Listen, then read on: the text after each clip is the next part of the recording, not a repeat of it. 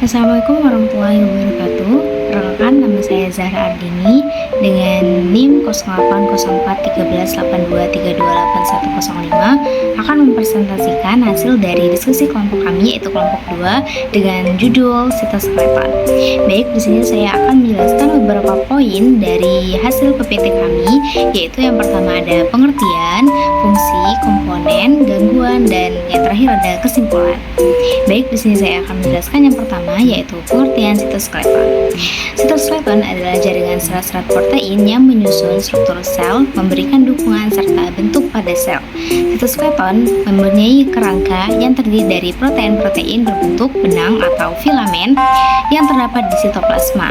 Jadi, dengan adanya sitoskeleton ini, sel dapat memiliki sebuah bentuk yang kokoh, berubah bentuk maupun mengatur posisi organel, berenang serta menyerap di permukaan semua jenis juga sel memiliki sitoskeleton.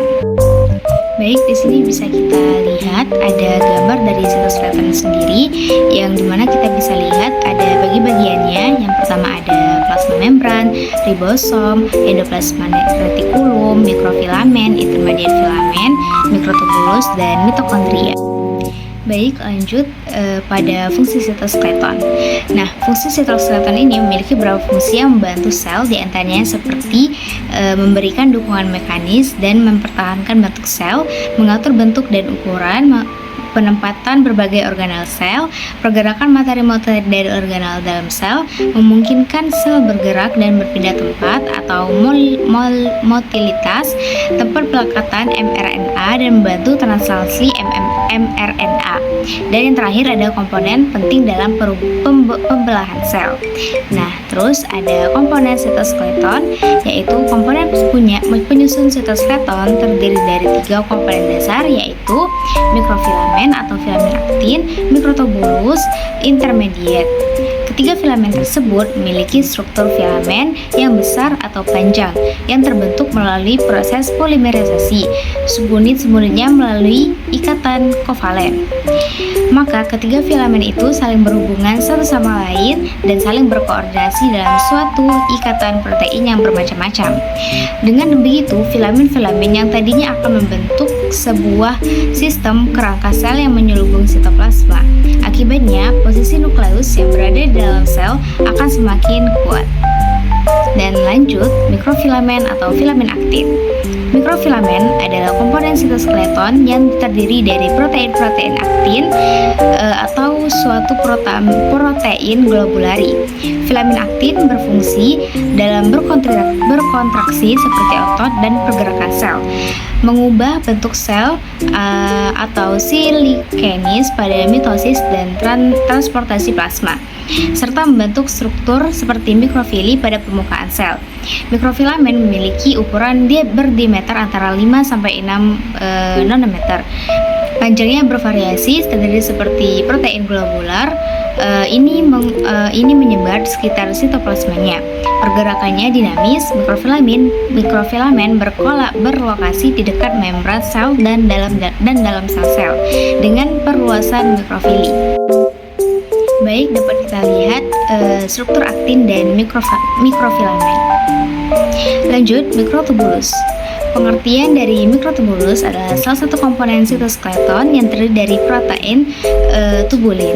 Mikrotubulus berfungsi dalam mortalitas sel, pergerakan sel dan kromosom, transportasi interseluler, pembelahan sel, dan membentuk struktur dasar seperti silia dan flagelia, sentral dan badan basal.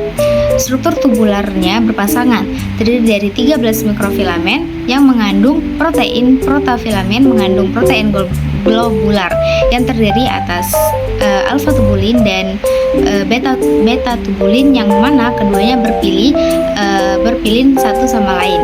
Lokasinya menyebar di sitoplasma dengan konsentrasi di sentrosom. Lanjut, mikrotubulus. Organel dapat meluncur di sepanjang mikrotubulus untuk mencapai posisi yang berada dalam sel, terutama pada saat pembelahan sel. Mikrotubulus memiliki 2 ujung, yakni yang pertama ada ujung negatif yang terhubung dengan pusat pengatur mikrotubulus, dan yang kedua ada ujung positif yang berada di dekat membran plasma.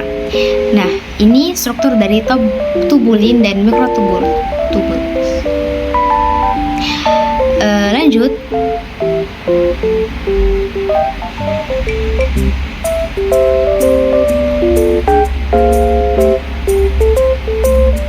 Lanjut, ada filamen intermediate.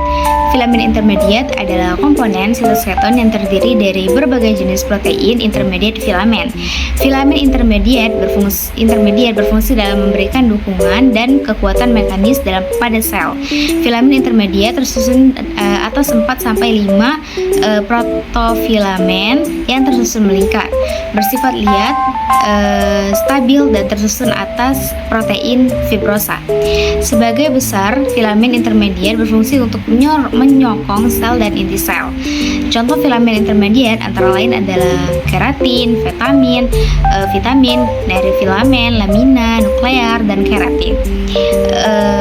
Filamen intermediate berperan sebagai peralatan sel yang lebih permanen daripada mikrofilamen dan mikrotubula yang sering dibongkar pasangkan dalam sebagai macam bagian sel. Lanjut, filamen intermediate. Filamen intermediate memiliki karakteristik yang tersusun berlembar dengan diameter 10 nanometer dengan subunit antiparalel tetramers rod-like protein dan bersifat stabil.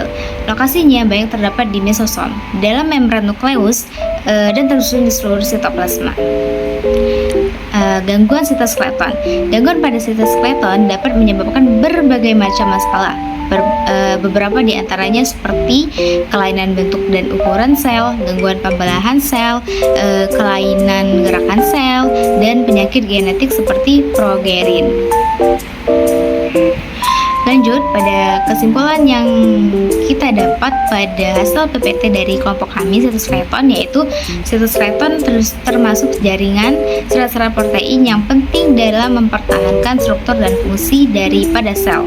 Komponen penyusun utama itu terdiri dari mikrofilamen, mikrotubulus, dan filamen intermediate. Sitoskeleton memiliki berbagai fungsi seperti memberikan dukungan mekanis, mengatur bentuk sel, dan memfasilitasi transportasi interseluler.